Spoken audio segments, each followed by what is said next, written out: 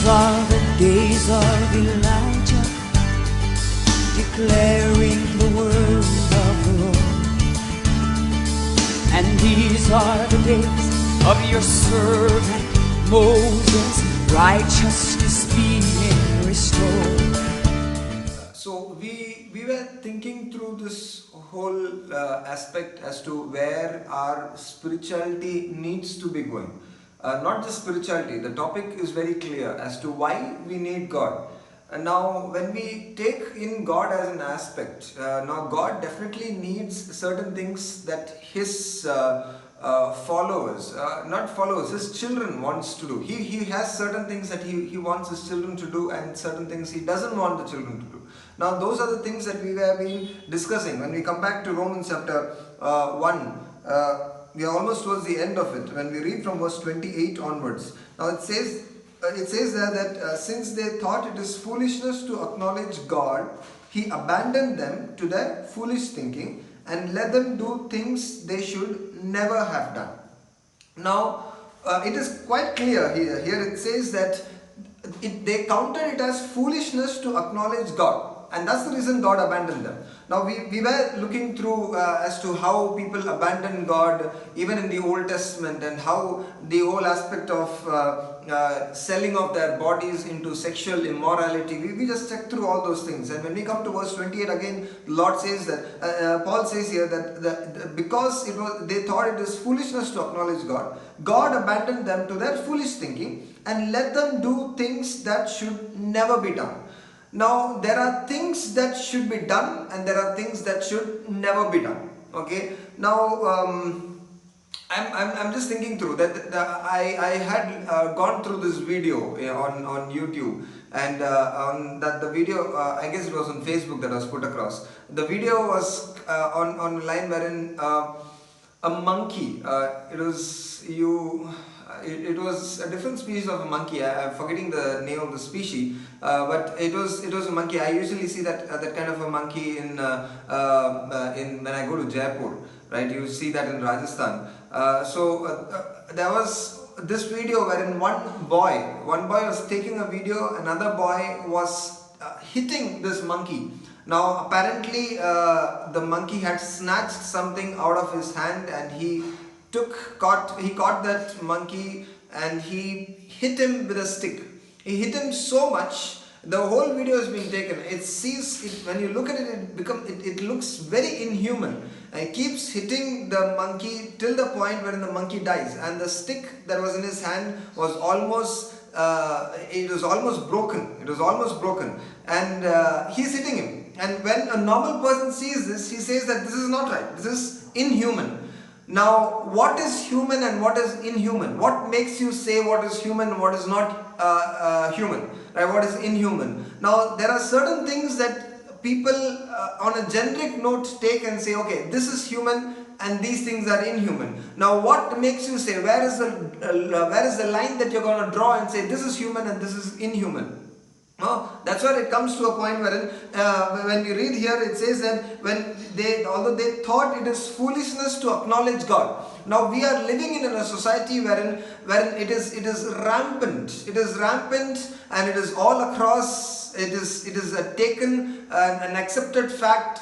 Especially it's called a secularism. But actually it is in a form of an atheism, wherein you don't talk about God. You cannot even mention the word God. You cannot acknowledge God. That's what it says. They thought it's foolishness to acknowledge. You talk. My wife studies in a counseling college, and over there was when she started going initially. I had definitely warned her about how things are in secular counseling sessions. I never knew it was so severe, but I had just a vague understanding of how severe it could be. But way beyond my thinking it was. Way beyond my thinking. And when you go there, she used to say this. When this very word God is being used, it is a Christian college, but when the very word God is being used, majority of the people in the class get indignant. They get angry. They get angry at this fact that the word God is being used, the word faith is being used. Those are terms that are never supposed to be used. They get angry of that because they consider it as foolishness.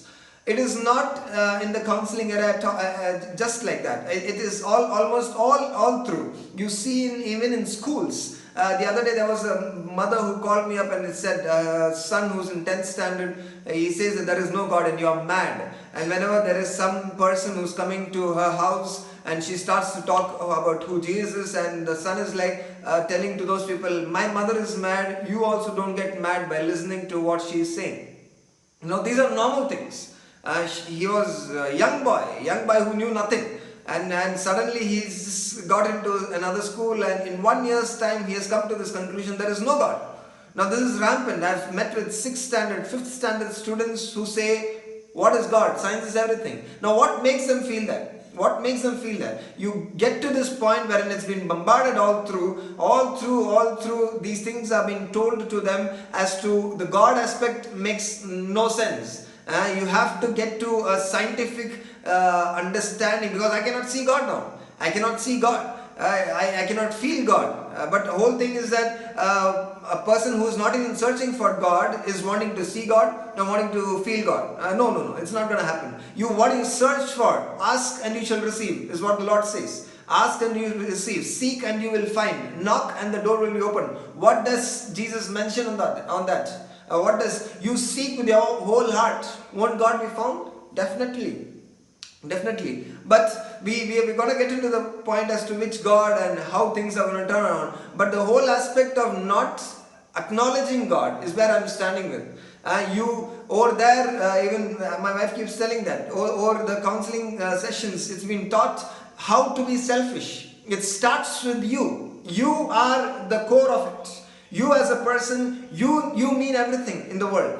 And there is no sacrifice that you got to bring in as sacrificing your own life. You don't need to do anything more than what you ought to do for people.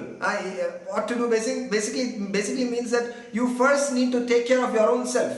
It starts with selfishness. When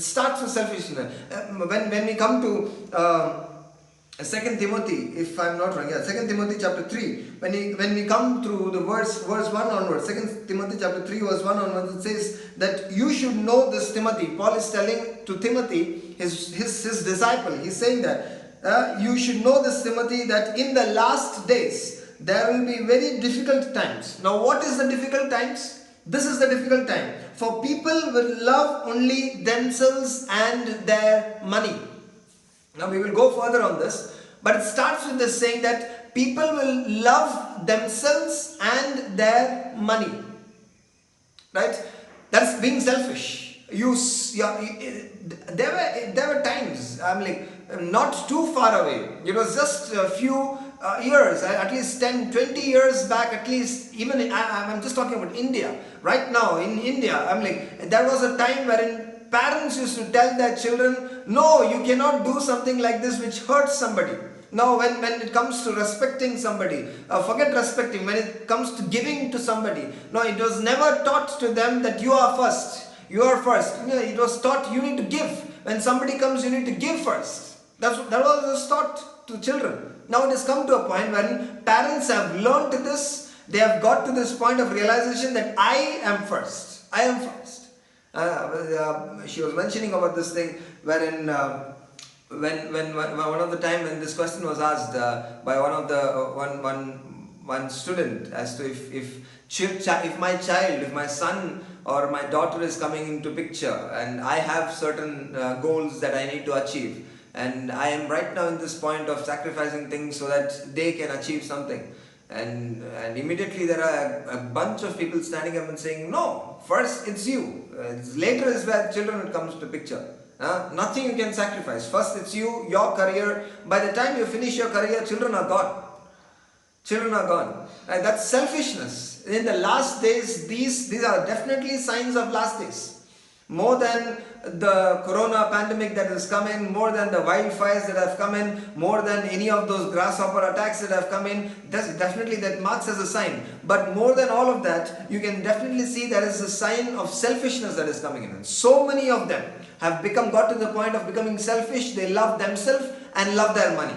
And because they have money and they love their money, the greed has just come in. We are going to discuss on the greed aspect. And getting into those lines, what does the Bible talk about? The Bible definitely talks about. And when you come back to Romans chapter 1 verse 28, it says, God has abandoned them to their foolish thinking, and God let them do things they should never be done. That should never be done. That's where it comes to inhuman things. Inhuman things. Things that should have never been done. Now, there was an era wherein all over the world, gay and lesbianism was illegal all over the world, and slowly it became legal. Now, in the same way, abortion was illegal, and slowly it started to become legal. Adultery was illegal, slowly it has come to a point of becoming legal. Any kind of these things that were illegal at one point of time has slowly started to become legal. Now, the government asked this question, who am I to go in and check in on anybody's personal life? Now, there was this time wherein there was an authority that government had. Moral laws had value. Now, where did they derive the moral laws from? That was from the Word of God. Now, why did they use the Word of God? Because there was a belief that they knew that there is God who is watching over all these things, and there needs to be moral law set. Now, when you take God outside of that, now who are you to set a moral law for me? Now, I would decide what I want. I am my boss. I am my boss. And nobody tells me what is right and what is not. Now, things that should have never been done. What is, when you come to 1 Corinthians, if I'm not wrong, it's in 1 Corinthians chapter 10. 1 Corinthians chapter 10, verse 23, if I'm not wrong, yes. 1 Corinthians chapter 1, verse 23. It says, Paul is saying to the Corinthian church, saying, you say I am allowed to do anything. Okay, everything is permissible, but not everything is profitable. Everything is permissible, but not everything is beneficial. I am permitted to do anything, but not necessarily everything that I am doing is profitable. And not necessarily everything that I am permissible to do is beneficial.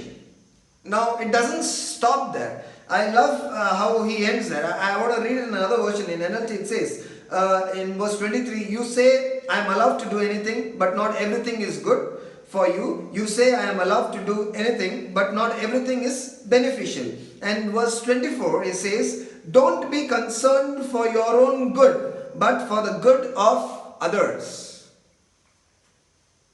When was the last time when people started to say this, that look at the good of others?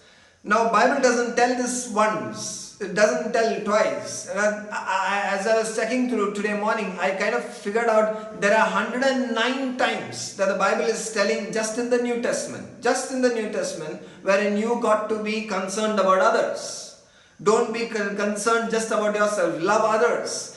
Be concerned about others. Give in to others. Others has been a concept. Paul is saying to the Philippian church, he says that, for me to live is better, to die is better, but living is also better. And he says that for me living is basically I'm living for you. It is good for you. If I die, it's good for me that I'm going to go and be with my Lord. And Paul is very explicitly saying that, and that's the same thing that he's trying to say here. Now, don't be selfish and think about your own self. I'm just imagining, wild thought that I'm giving. Just imagine if everybody in this world starts to think like that. And everybody gets to this point, okay, there is no God, I am my boss, I decide what is right and what is not, and everybody starts to become selfish, which the world is idly getting into. And these things are being taught from a very young age, that you got to first live for yourself, make sure that everything that you're keeping is first for yourself and then for somebody else. I'm just thinking, now we are in this whole time wherein pandemic, the coronavirus is going on. There are so many nurses. Even yesterday when I was just seeing, there were close to around 24 to 40, I'm not sure, 24 nurses that were affected by coronavirus because they were treating others. There are doctors who are affected. What is that? That's not selfish. They could have been at home and they're like, I'm not going to take care of these people. How will their nurses come into existence? The whole concept of nursing came into existence through Ida Scudder. Now, what was the thing? That was sacrificial, taking care of people. It's no longer me, it's no longer my money, it's no longer I, it is somebody else that came into picture. That's Christianity for you. That's exactly what Jesus wants us to do. That's exactly what the Bible is teaching us to do in this New Testament era, wherein we take care. Just imagine if that was the thing that was being told about soldiers. If they are on the borderline fighting and they say, oh, I need to first take care of myself and I'll send somebody else. Or everybody starts to think like that, the nation, the border is not secured anymore. You go, if you want to secure yourself, you go and kill somebody else. No, that's not, the whole idea is flawed if you start to think selfishly. But that's exactly what's being taught. That's exactly what Paul is saying to Timothy. In the last days, people will come up who will just think about themselves, who will just think about themselves and their money. That's going to be a very difficult time, is what Paul is saying. For people will love only themselves and their money. They will be boastful and proud, scoffing at God, disobedient to their parents. This list is pretty much the same as what he is mentioned in Romans also. Scoffing at God, ungrateful. They will not obey their parents. They will consider nothing as sacred. Nothing is holy. Nothing is supposed to be coming with faith. No, nothing is sacred. Everything, I decide what is right. What is my feeling that is going by. Verse 3 it says, they will be unloving and unforgiving. They will slander others and have no self-control. They will be cruel and hate what is good. They will be cruel and hate what is good. Now I just want to go down to verse 4 and 5. It says, they will betray their friends. And they will betray their friends. There are times wherein it says that a friend is there who will be ready to die. There were times. And people used to say they are even ready to sacrifice their life. It's going to turn around. It's going to come to a point, and we are already living in that era where friends will betray another friend. Okay? And be reckless, be puffed up with pride and love pleasure rather than God. Now verse 5 is more important for me. It says, they will act religious. In the church they might act very religious. There are pastors who are coming in and acting so religiously, but are filled with pride, that are filled with all these kind of nonsense. When I'm talking about this, I'm looking into my own self. Now, am I like this? You got to look into your own self. Are you like this? Where don't follow such kind of an example wherein people are standing with so much of pride within themselves. It comes there. It says that they will act religious, but they will reject the power that could make them godly. There is a big difference between what is religious and what is godly. A big difference. A big difference being religious. Being religious is much more easier than being godly. Now we are called to become godly and not religious.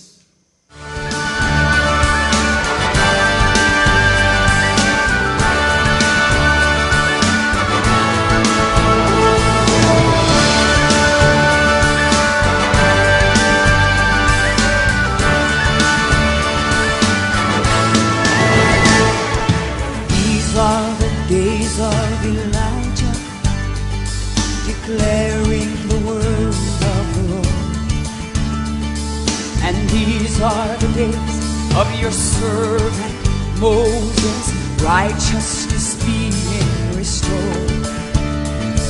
And though these are days of great trial, of famine and darkness and sword, still we are the voice in the desert, crying, prepare ye the way of the Lord. Behold, he comes, hey, riding on the cloud, yeah, shining like the sun.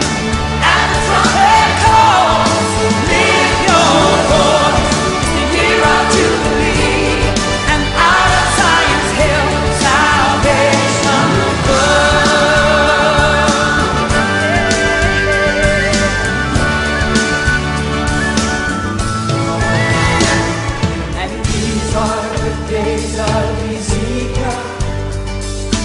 Dry bones becoming as flesh. And these are the days of your servant David, rebuilding the temple of praise. And these are the days of the harvest, yes Lord. The fields are as white in your word.